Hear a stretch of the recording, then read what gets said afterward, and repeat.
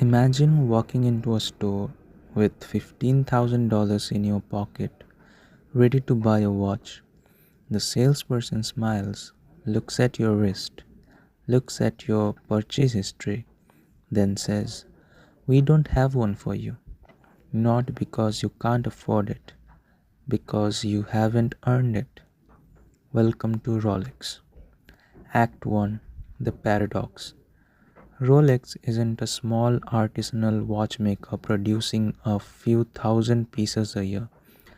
The company made roughly 1.24 million timepieces in 2023, one of the largest luxury watchmakers on earth by volume. And yet, walk into an authorized dealer, ask for a Daytona, a Submariner, a GMT Master 2. The answer is almost always some version of "we don't have it, get on the list." How does one of the biggest watch manufacturers in the world run permanently out of stock? Act 2. The Secret. People assume the shortage is a supply chain problem, something Rolex is trying and failing to fix. It isn't. Industry analysis suggests Rolex could likely increase output by 20 to 30% without touching quality. But doing so would undercut the very scarcity that makes the brand work. Scarcity isn't a side effect here, it's the product. Rolex doesn't primarily sell watches, it sells access to them. The weight is what makes ownership feel earned instead of purchased. And somewhere along the way, the waiting list itself became part of what you are actually buying. Act 3. The Psychology. Humans are wired to value what's hard to obtain. It's not a marketing trick, it's closer to instinct. Luxury was never about utility. A $50 Casio keeps better time than a $15,000 Rolex. Luxury is about exclusivity. It's about a boundary that most people can't cross. If anyone could walk in and buy a Daytona on demand, nobody would fight to get one. The friction isn't a flaw in the system, the friction is the system. Act 4. The Secondary Market. Here's where it gets genuinely strange from a business standpoint.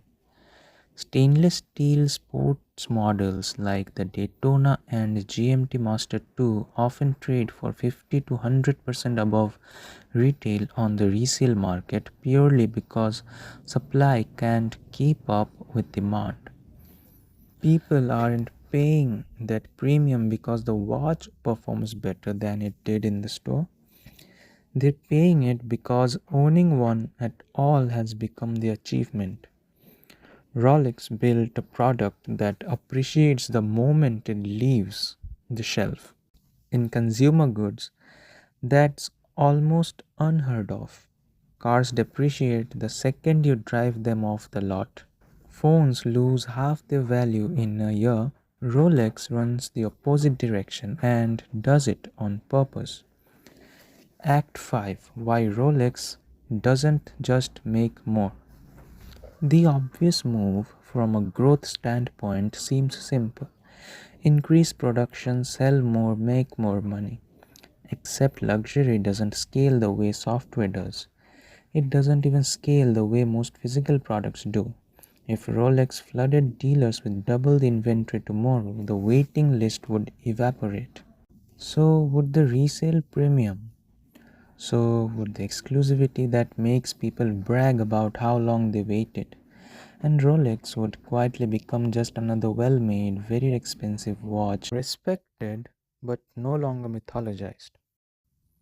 Even when demand softens, Rolex tends to trim dealer allocations rather than let supply fully catch up.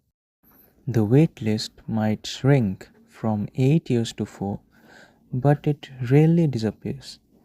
Supply is kept just below demand permanently. as a design choice. Act 6, the authorized dealer game. This is where the famous relationship comes in, the thing every watch forum obsesses over. When someone asks a dealer for a Daytona or GMT Master 2, they aren't placed at a numbered spot in a queue. Their name goes into a general pool of interested clients, and dealer management decides who eventually gets the call. Buy some jewelry first, buy a less popular model, show up regularly, build the relationship. Maybe eventually you get offered the watch you actually wanted.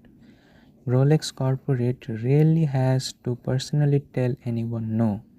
The dealer system, built around discretion and relationships, says it for them. Act 7, the real product. Think about the pattern across categories. Nike sells shoes, Apple sells technology, Red Bull sells energy, Rolex sells status, achievement, arrival. The watch happens to tell time that's almost incidental to why anyone's actually buying it. Act 8, the lesson. The greatest luxury brands don't optimize for sales volume, they optimize for desire.